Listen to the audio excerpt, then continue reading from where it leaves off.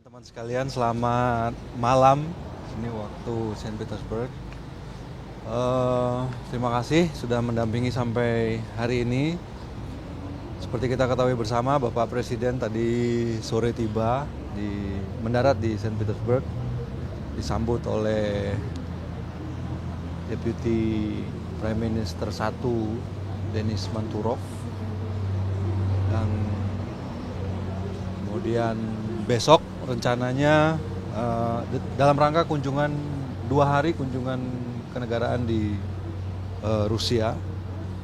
Besok direncanakan akan melaksanakan kunjungan kenegaraan kepada Presiden Vladimir Putin setelah beberapa rangkaian acara di pagi hari sebelumnya, diantaranya peletakan karangan bunga di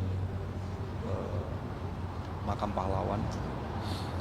Kemudian seperti biasa juga kunjungan kenegaraan ini ada beberapa proses pertemuan bilateral, kemudian yang biasanya ditutup dengan jamuan makan siang kenegaraan.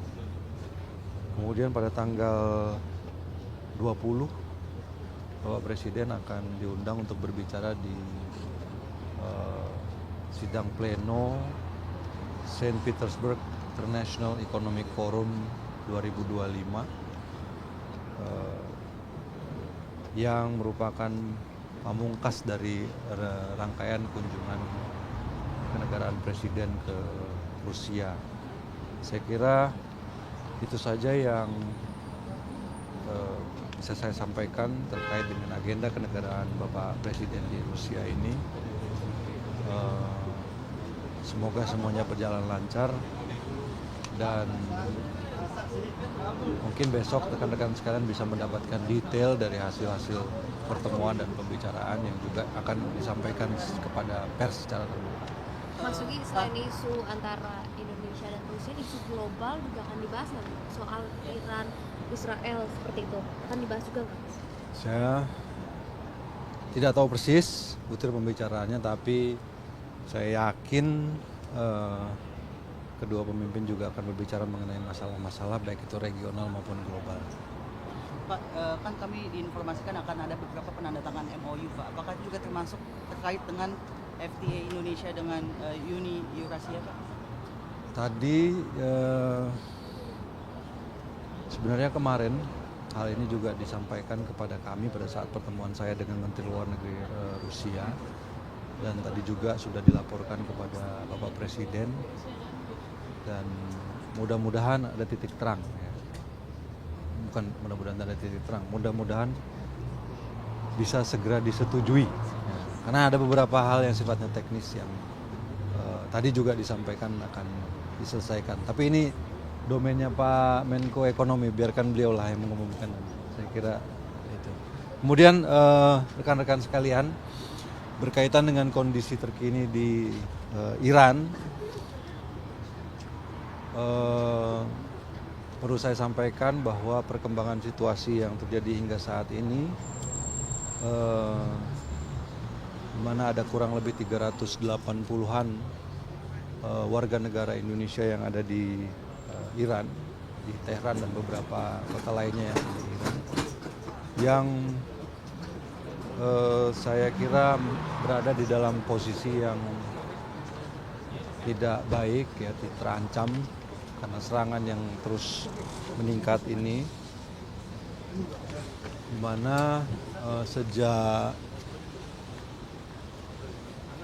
2 hari yang lalu sebenarnya saya sudah menyampaikan kepada jajaran Kementerian Luar Negeri dan Kedutaan Besar Republik Indonesia di Tehran untuk melakukan assessment terhadap rencana dan kemungkinan evakuasi warga negara Indonesia. Terus dari perkembangan 2 hari ini, di mana intensitas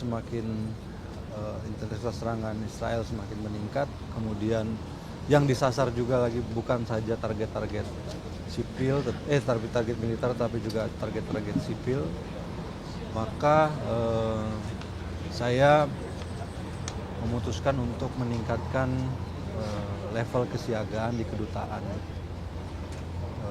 Iran, di kedutaan Tehran menjadi dari level siaga 2 menjadi level siaga 1.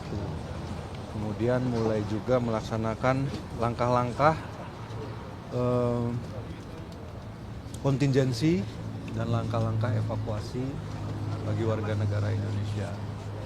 Kami juga sudah melakukan komunikasi dengan beberapa negara tetangga Iran, memohon supaya pada saat terjadi evakuasi nanti warga negara kita diberikan kemudahan melewati perbatasannya karena situasinya juga semakin tidak menguntungkan. Namun kita berharap juga ketegangan ini bisa segera selesai. Dan pada tanggal 21 nanti Menteri-Menteri Luar Negeri OKI juga akan melakukan konferensi darurat di Istanbul dalam rangka membahas perkembangan masalah dan situasi. Tapi sekali lagi yang ingin saya sampaikan adalah peningkatan status siaga di Iran khususnya bagi warga negara Indonesia mengingat situasi yang semakin tidak kondusif dan tidak menguntungkan. Saya kira itu saja. Evakuasi yang dia koordinasi itu apakah akan menggunakan jalur darat Pak? Karena kan Jalur darat, udara nggak bisa. Kalau negara yang akan jadi titik amannya itu di mana kira-kira? Ada beberapa lah, pokoknya yang tidak mendekat ke sana. Itu mulai Ada negara yang menjauh dari mana kameranya? itu mulai hari ini ya Pak atau mulai Malam ini. Kita juga lagi mengkomunikasikan terus pada seluruh warga negara Indonesia yang ada di Iran untuk selalu menjalin komunikasi yang dekat dan erat dengan kedutaan sehingga sewaktu-waktu di komando untuk segera evakuasi. apakah ada akan pesawat Indonesia Pak? Mungkin pesawat dari Nggak TNI bisa, Pak? pesawat nggak bisa ke sini. Jadi jalur satu-satunya jalur sekarang jalur darat. Oke, Pak, satu Terima lagi kasih ya. Pak, satu lagi. Yang Dubes AS kapan Pak ya? Dipilih. Sedang berproses. Sedang Kan prosesnya nanti lewat DPR. fit and proper di DPR. Pak, soal G7 Makasih. kemarin mereka sudah bertemu dan kemarin kan sikapnya terhadap Iran seperti itu ya Pak. Mungkin respon dari pemerintah Indonesia itu seperti apa ya Pak untuk pandangan G7 terkait Iran dan pemilikan nuklir ya Pak? Ya itu pandangan G7 ya. Kalau pemerintah Indonesia responnya seperti apa Pak? Pemerintah Indonesia ya kita sama sekali tidak mengharapkan situasi ini karena serangan yang dilakukan ini juga justru akan memperburuk situasi. Kita tidak tahu kalau sudah begini nanti berhentinya di mana ya kan. Begitu ada perang yang dimulai kita tidak tahu kapan dan bagaimana berhentinya. Kemudian masyarakat yang terdampak ataupun tertimpa dari serangan yang dilakukan ini juga ya kan manusia juga yang memiliki hak untuk hidup dan saya kira juga memiliki hak untuk mempertahankan diri. Ya makanya kita berharap ada kebijaksanaan sehingga ada langkah-langkah yang damai untuk bisa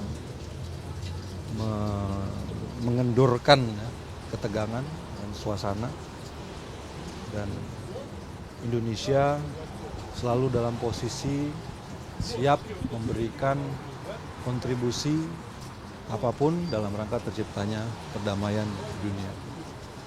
Itu saja. Makasih ya. Pak Menteri.